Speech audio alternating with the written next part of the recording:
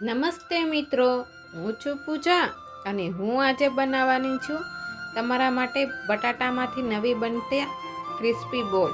તો ચાલો તેની સામગ્રી જોઈ લઈએ। તેના માટે મેં બાફેલા બટેટા લીધા છે 2 થી 3 નંગ।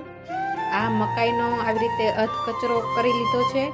ડુંગળી, ટમેટા, ગરમ મસાલો, હળદર, મીઠું, આદુ લસણની પેસ્ટ અને મેંદાના લોટની આવી ગ્રેવી કરેલી છે। મેં પાણી અને મેંદાનો લોટ લીધો છે।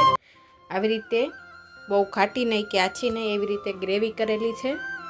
હવે બટેટામાં આપણે પહેલાં સ્વાદ અનુસાર મીઠું ઉમેરી દઈશું।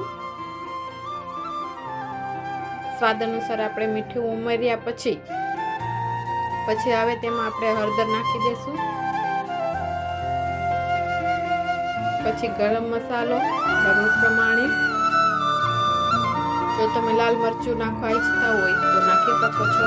નાના બાળકોના માટે બનાવીએ છીએ એટલે ગરમ મસાલો અને આદુ લસણની પેસ્ટ નાખીશું એટલે આપણે થોડીક તીખાશ થઈ જશે।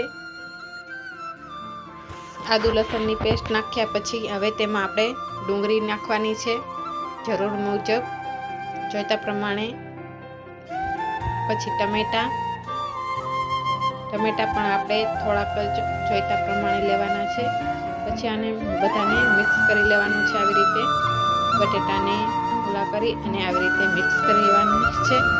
જુઓ છો, મેં હાથ વડે કર્યો છે કારણ કે હાથ વડે સરસ રીતે થાય છે, એટલે આવી રીતે મેં છૂંદો કરી અને આપણે આને જે શેપ આપવો હોય તે આપી શકો છો। પણ મેં ગોળ લાડવાનો શેપ આપ્યો છે કારણ કે લાડવાના શેપ નાના છોકરાઓને બહુ પસંદ આવે છે।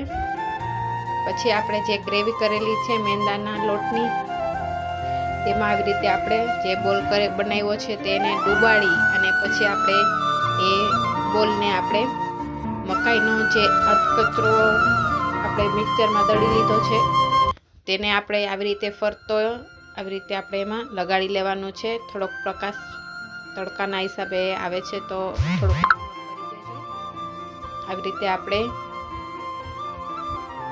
આખો બોલને સરસ રીતે કવર કરી દેશું, જુઓ છો। પછી હવે આપણે તેને તેલમાં તળી લેવાના છે। જુઓ છો, બધા બોલ મેં આવી રીતે બનાવીને તૈયાર કરી લીધા છે।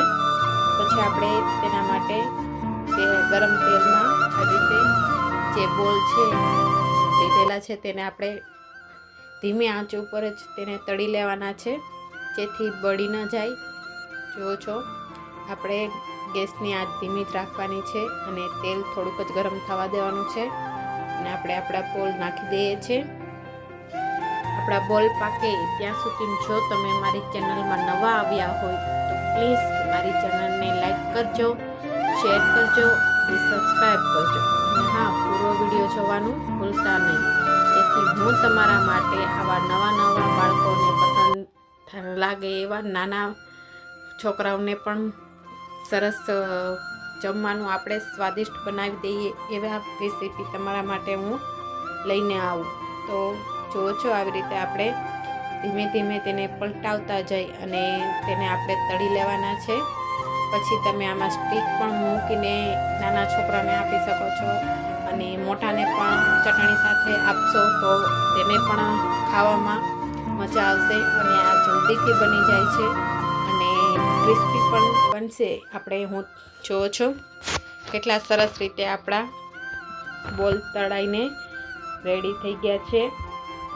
તો તમને જો વિડીયો સારો લાગ્યો હોય તો પ્લીઝ લાઈક કરવાનું ભૂલતા નહીં, જેથી મારા વિડીયોમાં તમારા બધાનો થોડોક સપોર્ટ મને મળી રહે।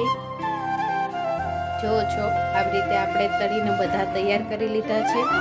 તો તૈયાર છે આપણા ક્રિસ્પી બોલ। તમે આને બટેટાના પુલાવથી પણ બનાવી શકો છો। જુઓ છો, કેટલા સરસ રીતે યુનિક રીતે આપણા ઘરે નાના બાળકોને સ્વાદિષ્ટ ખાવાનું આપણે બનાવીને દઈ શકીએ છીએ। તો ઘરેથી જ બનાવીને દેજો અને કમેન્ટમાં કરજો। Thank you.